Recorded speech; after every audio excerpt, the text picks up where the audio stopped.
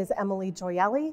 I'm an assistant professor of modern European and world history, and I study women's and gender history of East Central Europe. I chose OSA because of its strong collections in contemporary history, as well as their international collections that would allow me to work on sources from different countries. The thing that really sets the OSA apart, I think, is just the concentration on accessibility. It seems to be that that's really the modus operandi of the archive, is making the materials available to scholars, as well as the staff's accessibility to its researchers. And this was something that really made this experience different from my own experiences at different archives in different countries, but it certainly is something that made it really a wonderful research experience all around. The reason why I came to OSA originally was because of first their collections in Radio Free Europe, and second their International Helsinki Federation records. And the reason for this is because the project that I'm working on really spans different countries, and different topics in terms of human rights and border transitions.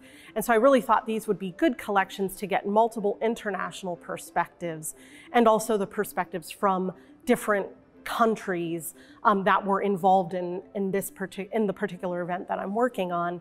And what I found was not only were these very helpful, but probably my favorite collection that I worked with was the black box archives of the media and the news collections of the archive. So this was probably one of the most valuable and certainly one of the most interesting collections that I worked with.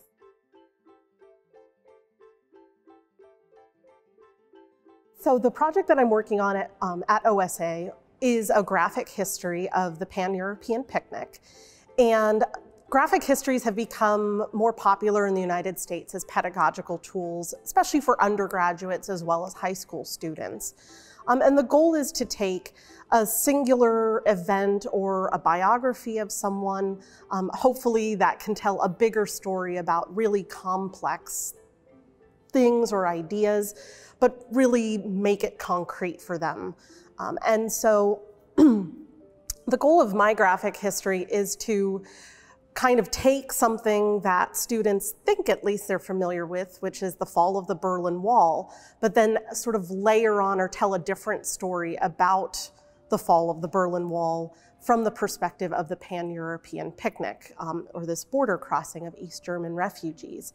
And it will use, or these graphic histories work very much like graphic novels in that they use sequential art to tell the story.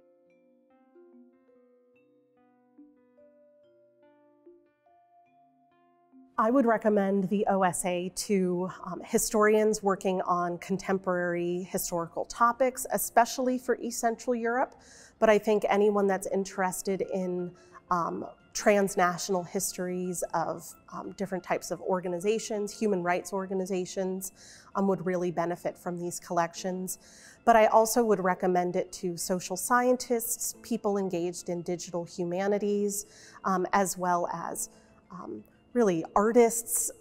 It's really a robust collection that can benefit from all different types of interdisciplinary perspectives.